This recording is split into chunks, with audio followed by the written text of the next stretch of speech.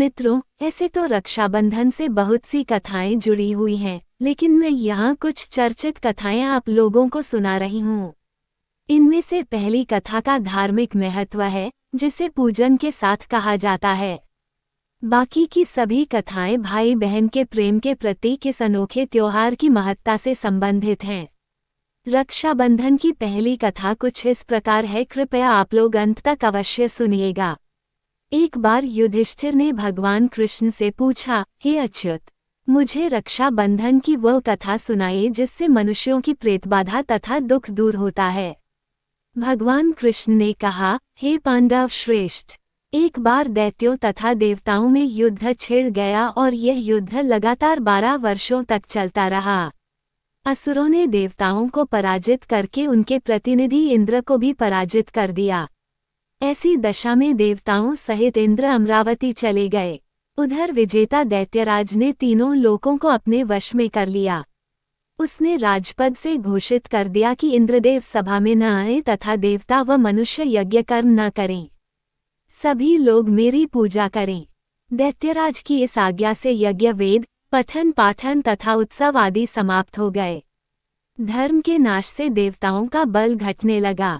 ये देख इंद्र अपने गुरु बृहस्पति के पास गए तथा उनके चरणों में गिरकर निवेदन करने लगे, गुरुवर, ऐसी दशा में परिस्थितियां कहती हैं कि मुझे यहीं प्राण देने होंगे। न तो मैं भाग ही सकता हूं और न ही युद्ध भूमि में टिक सकता हूं। कोई उपाय बताइए। बृहस्पति ने इंद्र की वेदना सुनकर उसे रक्षा विधान करने को कहा। श्रावण पूर्णिमा को प्रातःकाल निम्न मंत्र से रक्षा विधान संपन्न किया गया। येन बधो बलिराजा दानवेंद्रो महाबलः तेन त्वाम्भिवदनामि रक्षे माचलः। इंद्राणी ने श्रावणी पूर्णिमा के पावन अवसर पर द्विजों से स्वस्तिवचन करवाकर रक्षा का तंतु लिया और इंद्र की दाहिनी कलाई में बांधकर युद्ध भूमि में लड़ने के लिए भेज दिया।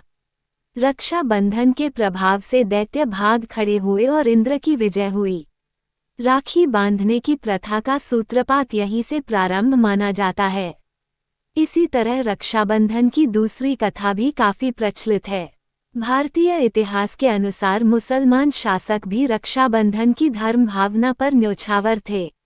जहांगीर ने एक राजपूत स्त्री का रक्षा सूत्र पाकर समाज को विशिष्ट आदर्श प्रदान किया। इस संदर्भ में पन्ना की राखी विशेषता उल्लेखनीय है। एक बार राजस्थान की 2 रियासतों में गंभीर कलह चल रहा था। एक रियासत पर मुगलों ने आक्रमण कर दिया। अवसर पाकर दूसरी रियासत वाले राजपूत मुगलों का साथ देने के लिए सैन्य सज्जा कर रहे थे। पन्ना भी इन्हीं मुगलों के घेरे में थी। उसने दूसरी रियासत के शासक को, जो मुगलों की सहायतार्थ जा रहा था, राखी भेजी। राखी पाते ही उसने उल्टे मुगलों पर आक्रमण कर दिया। मुगल पराजित हुए। इस तरह रक्षाबंधन के कच्चे धागे ने दोनों रियासतों के शासकों को पक्की मैत्री के सूत्र में बांध दिया। इसी तरह की एक और कथा जो कृष्ण द्रौपदी की कथा है, आप लोगों को सुना रही हूँ। एक बार भगवान श्री कृष्ण के हाथ में चोट लग गई तथा खून की धार बह निकली। ये सब द्रौपदी से नहीं देखा गया और उसने तत्काल अपनी साड़ी का पल्लू फाड़कर श्री कृष्ण के हाथ में बांध दिया। फलस्वरूप खून बहना बंद हो गया। कुछ समय पश्चात जब दुशासन ने द्रौपदी का चीरहरण किया, तब श्री कृष्ण ने चीर बढ़ाकर इस बंधन का उपकार चुकाया। ये प्रसंग भी रक्षाबंधन की महत्ता प्रतिपादित करता है। इसी तरह कर्मवती और हुमायूं की कथा भी प्रचलित है। मध्यकालीन इतिहास की घटना है। चित्तौड़ की हिंदू रानी कर्मवती ने दिल्ली के मुगल बादशाह हुमायूं को अपना भाई मानकर उनके पास राखी भेजी थी। हुमायूं ने रानी कर्मवती की राखी स्वीकार की और समय आने पर रानी के सम्मान की रक्षा के लिए गुजरात के बादशाह से युद्ध किया। मित्रों, ये थी रक्षा बंधन की कुछ प्रसिद्ध और प्रचलित कथा कहानियाँ।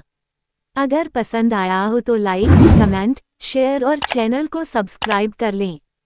जय श्री राधे कृष्ण।